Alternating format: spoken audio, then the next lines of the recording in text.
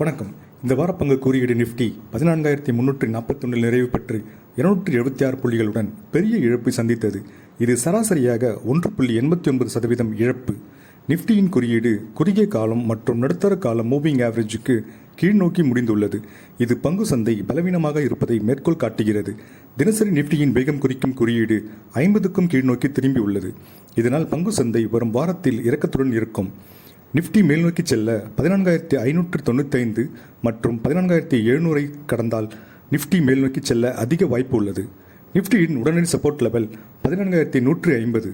இது இந்த வாரம் நிஃப்டி கீழ்நோக்கி சென்ற அளவு. இதை உடைத்தால் 13,600 வரை நிஃப்டி கீழ்நோக்கி செல்லும். நிஃப்டியில் வர்த்தகம் செய்வோர் 14,595ற்கு மேல் வாங்கலாம்.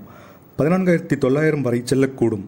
14,275 ஸ்டாப்லாஸாக கொண்டு தங்கள் வர்த்தகத்தை தொடரலாம். 2 பங்குகள் வரும் வாரத்தில் கவனிக்க வேண்டியவை. அவை டாடா காஃபி லிமிடெட் மற்றும் மதர்சன் சுமி லிமிடெட். டாடா காஃபி பங்கை 123 முதல் வாங்கலாம். 138 வரை செல்லக்கூடும். 114 ஸ்டாப்லாஸாக கொண்டு டாடா காஃபி பங்கை வாங்கலாம். மதர்சன் சுமி பங்கை 212 முதல் வாங்கலாம். 240 வரை நகரக்கூடும். 198 ஸ்டாப்லாஸாக கொண்டு மதர்சன் சுமி பங்கை வாங்கலாம். நன்றி. மீண்டும் அடுத்த வாரம் சந்திப்போம்.